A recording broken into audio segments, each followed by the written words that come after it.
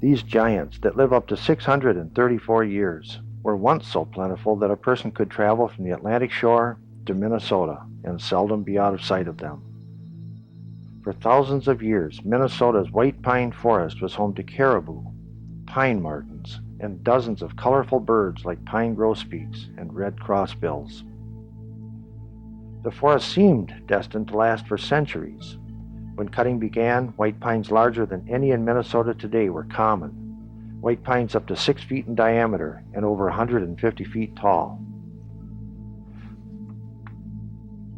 The rule for good forestry is to cut trees no faster than the forest grows new ones. This is called sustainable forestry. It's the only way to produce wood and keep our forests and wildlife, and jobs in the timber industry. In Minnesota, white pines have always been cut at unsustainable rates, and we've nearly lost our white pine forests and our white pine industry. The rush to cut white pine started on the Atlantic coast. White pine wood was America's favorite building material. Loggers cut their way west through Michigan and Wisconsin to the vast white pine forests of Minnesota. Minnesota had 3.5 million acres of white pine forest and mixed white and red pine forest, shown here in red. The whole square represents the total forest area of Minnesota, over 27 million acres before cutting began. The red portion is the area dominated by white pines, and the green portion represents other forest types, including young white pine forests and forests with only scattered white pines. People thought that Minnesota's white pine forests were inexhaustible, and the forest did support a booming industry for almost 100 years. But in 1932, the white pine industry collapsed. All the large white pine forests have been cut, including those in the Boundary Waters Canoe area. Most of the sawmills closed, and unemployment reached 70% in northern Minnesota logging communities. People needed jobs, so they continued cutting the remnants of the white pine forest, seeking out smaller and smaller white pine forests, and even cutting the lone white pine scattered through other types. This continues even today. The problem is that the white pines usually did not grow back. Nearly all of them were cut, and less than 2% grew back.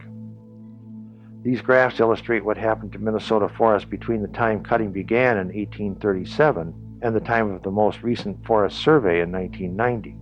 The big squares again represent the total forested area of Minnesota, and we can see that the total forest shrank only 38% as we turned some of it into cities and farms.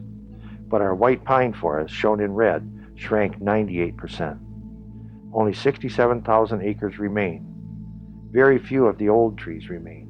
The 2% we have left is mostly the 2% that grew back after cutting. So these are not the majestic white pines we once had. Most of them are only 60 to 120 years old. That is, only 60 to 120 years into their 400-year life cycle. They're teenagers in human years. They're only about a quarter grown, and they're being cut. But this graph shows something even more ominous than the fact that there aren't many older white pines left. It shows there aren't enough younger white pines to replace the teenagers. So if we cut very many of the teenagers, white pines will continue to decline in Minnesota, unless we get a lot better at helping them reproduce. White pines used to thrive in Minnesota. Why aren't there more young white pines today? What caused that change is a story of good intentions and unforeseen consequences. What happened was that in the 1800s, good, sincere people were supplying lumber to a growing America and clearing the land for agriculture. And it seemed more logical in those days to cut every tree they could rather than leaving seed trees for the future. The forest might have grown back anyway from little white pine seedlings that had a good start on the forest floor. No one realized, though, that their harvest methods would kill those seedlings. Branches were trimmed from entire forests and left to dry out and become fuel. The result was huge, unnatural forest fires that killed the seedlings and hundreds of people. The Hinckley Fire, the Cloquet Fire, and others. People needed protection, so they passed a law that branches had to be burned before they dried out. This made it safer and helped clear the land for farms, but it meant that wherever the big trees were cut, the seedlings would be burned up. Years passed. People tried farming the cleared areas, but one by one the farms failed and the people moved away. The land started to become forest again, but not usually white pine forest. The big white pines that were needed for seed were mostly gone.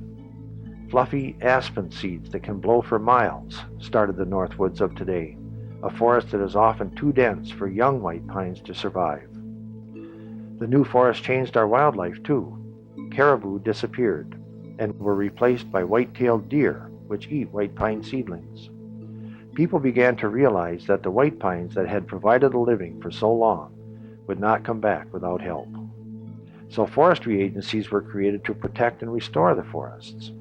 But no one had tried to grow white pines before, so there was no way the foresters could know that what they were doing to help was only making things worse.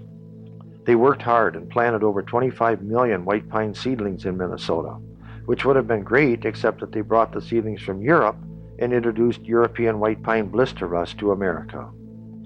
The disease had its worst effects anywhere in the nation, right here in northeastern Minnesota, where cool, moist summers make white pines especially susceptible. Blister rust does not spread from tree to tree, so it's not necessary to cut infected trees to protect the forest. But worries about this disease led foresters a half-century ago to make a bad decision. They decided to stop planting white pines, even healthy ones, but to go on cutting them. That policy of cutting white pines without replanting them has continued until recently, and it's the biggest reason why there are so few white pines today, and a major reason why there are so few young white pines. It's not the only reason, though. A half-century ago, when foresters were deciding not to plant white pines, they were also doing something they did not realize would make it harder for natural seedlings. They were protecting the forest from fire. This kept fires from spreading and kept seedlings from being burned up, but it also made fires unnaturally infrequent, which let litter and underbrush become so dense on the forest floor that it became hard for white pine seedlings to find soil and light. No one knew yet that natural ground fire actually helps white pines reproduce. The fire burns up leaf litter and underbrush on the forest floor, while the mature white pines are protected by their thick bark. The fire creates ideal conditions for the next crop of white pine seeds to take root and survive.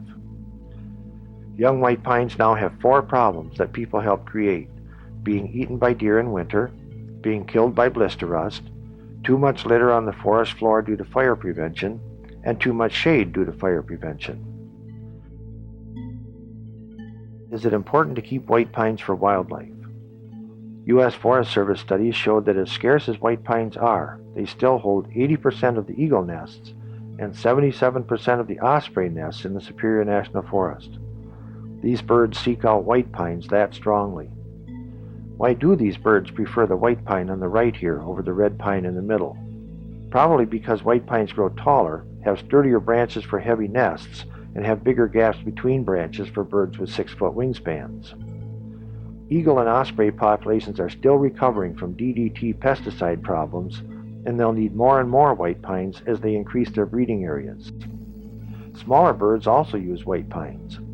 Over half the 141 woodland bird species in the northeastern United States live in habitats that include white pines. Scattered lone white pines provide different wildlife values than do white pine forests. Both were components of Minnesota's pre-settlement forests, and both are important to wildlife. For example, scattered white pines are important to black bears. U.S. Forest Service researchers who lived with wild bears observed that mother bears seemed to know every old white pine in their territories, and the mothers arranged their activities around those trees. They slept next to them with their cubs at night, passing up thousands of other trees to sleep next to a big white pine. They left their cubs at the bases of them when they went off to forage because the cubs could safely climb to escape danger. The mothers seemed to know that the strong, rough bark on old white pines was the safest for cubs to climb. When cubs are small, they often fall from trees with flaky bark like red pines, jack pines, and this spruce. And they often fall from trees with smooth bark like birches and aspens. For example, this cub fell when she climbed higher onto the smooth bark of this aspen. The same thing happened to her 2 brothers. The mother tried to stop them, and here is trying to pull one down. The cubs were okay, though, and the mother led them to the nearest old white pine. When cubs have to stay up trees for hours to escape danger, it's important in spring in northern Minnesota that the tree be a white pine that can give shade instead of a deciduous tree that doesn't have any leaves yet. Because even on cool days, the sun can make cubs' black fur so hot that they can die if they can't find shade. No other tree can replace the values that white pines have to a variety of wildlife in northern Minnesota. One of their special values is that they often become hollow like this one, and make homes for larger wildlife than does any other northern tree. In winter, dens in hollow trees are warmer, drier, and safer than ground dens, so they're preferred by many large animals like bears, raccoons, and porcupines. But big hollow trees like this one are rare in northern forests because we almost always cut them before they get this big. Even dead or dying white pines are important to wildlife. A healthy forest is a functioning ecosystem that includes dead and dying trees for wildlife homes and food. For example, dying white pines are the favorites of pileated woodpeckers. The woodpeckers make holes that later become homes for other wildlife, including owls, flying squirrels, kestrels, and wood ducks. A special value of a home in a white pine is that it's long-lasting. Dead white pines remain standing for up to a half-century, which is about 10 times longer than most dead trees stand in northern forests. A special value of the bark on dead white pines is that when it begins to separate from the trunk, it creates a space that's an ideal place for bats to give birth and raise their young. The dark bark on a trunk that towers above the other trees absorbs sunlight and becomes warm. In winter, birds take advantage of spaces under the bark for sleeping. Dead white pines provide homes and food for as many animals and birds as do live ones. Dead white pines are special because they have just the right amount of branches for big birds to land on without hitting their wings on other branches, and they tower over the other trees so birds can watch for danger and food while they rest. When a white pine finally does fall, it becomes valuable in a new way. Unlike smaller logs that quickly dry out and disintegrate, big white pine logs stay moist and provide habitat for up to 2 centuries. They provide habitat for uncommon mosses, rare fungi, salamanders, red-bellied snakes, insects, and a variety of other animals. As the log begins to crumble into the forest floor, it gives a final gift to the forest. It becomes the best place for a new white pine to take root. The dead white pine nourishes a new forest giant to take its place. Earlier this century, Minnesota had beautiful forests of yellow birch, also called silver birch. These were the largest and most valuable hardwoods in our northern forests. People watched quietly and trustingly as foresters allowed the silver birch forests to be cut and the silver birch industry to disappear. We must speak up for our white pine heritage for its beauty, future timber value, and wildlife value before it's too late.